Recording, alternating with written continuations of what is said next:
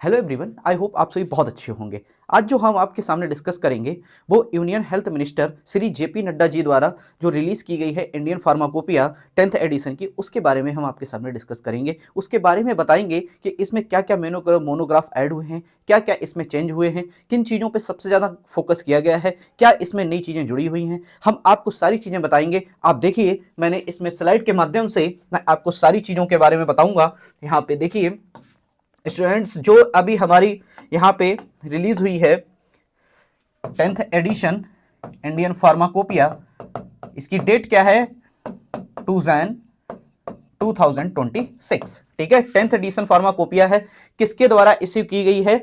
Indian pharmacopoeia commission के द्वारा ये इश्यू की गई है। इफेक्टिव हुई है कब? यहाँ पे 2 जनवरी 2026 को ये रिलीज की गई है। ठीक है, इसमें जिन चीजों पे, मेन चीजों पे फोकस किया गया है मैं आपको बता दे रहा हूं। इसमें किस पे किया गया? इंप्रूव ओवरऑल ड्रग क्वालिटी पर फोकस किया गया है। ठीक है, उसके बाद क्या किया गया है? अलाइन इंडियन स्टैंडर्ड को किसके साथ? ग्लोबल फार्माकोपिया के साथ अलाइन किया गया है। उसके बाद incorporate standard for modern and biotechnology derived product के बारे में भी इसमें इनकॉर्पोरेट किया गया है। उसके बाद क्या किया गया है? Strength the framework for the public health protection, public health protection के लिए भी एक फ्रेमवर्क को तैयार किया गया है। इन सारी चीजों को इसमें ऐड किया गया है, ये इसके ऑब्जेक्टिव थे। ठीक है, और देखिए मैं आपको बताता हूं आगे इसमें जो स्ट्रेटेजिक प्लान पर फोकस किया गया है, इसमें जो किसके ऊपर फोकस किया गया है, सबसे पहले आप देखिए मॉडर्नाइजेशन के ऊपर फोकस किया गया है। ठीक है, और यहाँ पे क्वालिटी एनहेंसमेंट के ऊपर फोकस किया गया है और ग्लोबल हार्मोनाइजेशन के ऊपर फोकस किया गया है। ठीक है, ये 3 चीजों को यहाँ पे ध्यान रखते हुए इस फार्माकोपिया को क्या किया गया है? पब्लिश किया गया है। और इसमें जो इंपॉर्टेंट चीजें हैं मैं आपको बताता हूँ आगे। देखिए, जो सबसे ज्यादा इंपॉर्टेंट चीज है इसमें वो यहाँ पे ये है। देखिए इसमें क्या हुआ है, जो आपके 121 नए मोनोग्राफ हैं उनको क्या किया गया है? यहाँ पे ऐड किया गया है, जिसमें से आप देख सकते हैं क्या किया गया है, जो आप इनको पढ़ सकते हैं। इसमें से जो 88 हैं वो आपके ड्रग सब्सटेंस एंड फार्मूलेशन को ऐड किया गया है।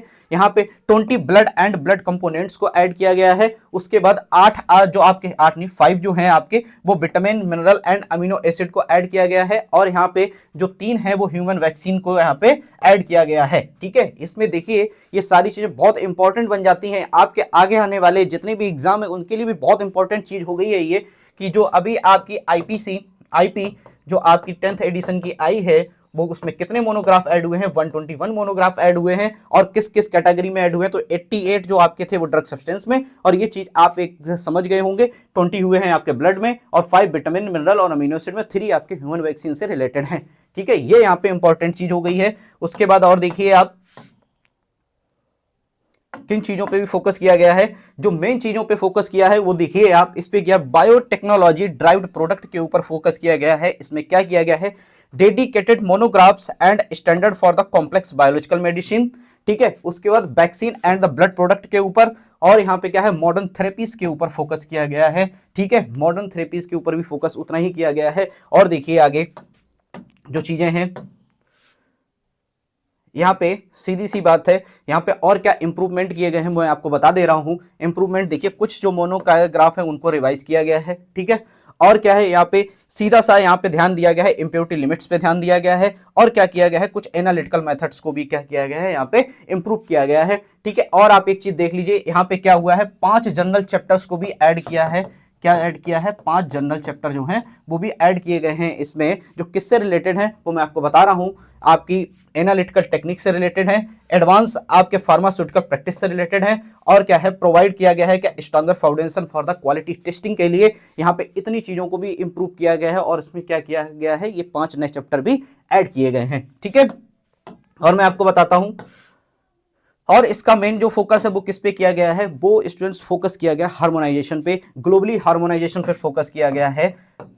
ग्लोबली हार्मोनाइजेशन का मतलब यही हुआ कि सारी चीजों को एक दूसरे से कैसे यहाँ पे जोड़ा रखा जाए, मतलब एक दूसरे जो फार्माकोपियल कमीशंस हैं अदर आपकी कंट्री की, उनके साथ कैसे एक सामंजस्य बनाया जाए, कैसे उनके साथ बिल्कुल एक साथ जुड़ के काम किया जाए, इस तरीके की चीजों पर भी फोकस किया गया है। इसमें हार्मोनाइजेशन बोलते हैं जिसको।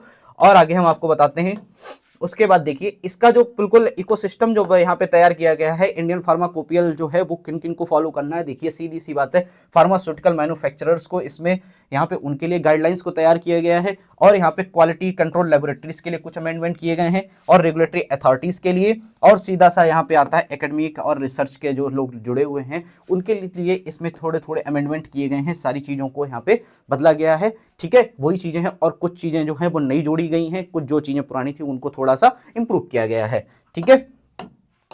और इसके बाद यहाँ पे आप जो है इंडियन फार्माकोपियल जो आपकी ये आई हुई है, इसको आप क्या कर सकते हैं, हार्ड कॉपी में भी आपको अवेलेबल होगी, और साथ साथ में आपको डिजिटल वर्जन में भी मिल जाएगी, जिसको आप यहाँ पे जो इसका ऑफिशियल आईपीसी पोर्टल है वहां पे जाके आपको ये मिल जाएगी। फिर क्या होगा, आपको मैं इसमें एक चीज और बताता हूं, जो सबसे इंपॉर्टेंट यहाँ पे चीज जो है वो आपको ये देखिए, सबसे इंपॉर्टेंट जो आपको ध्यान रखना है वो यहाँ पे ये है, ठीक है। जो इसमें मोनोग्राफ ऐड हुए हैं वो सबसे ज्यादा इंपॉर्टेंट है, कौन कौन से जो आपके मोनोग्राफ ऐड हुए इनके ऊपर आपको फोकस करना है, ठीक है स्टूडेंट्स। थैंक यू, यही बताना था, थैंक यू।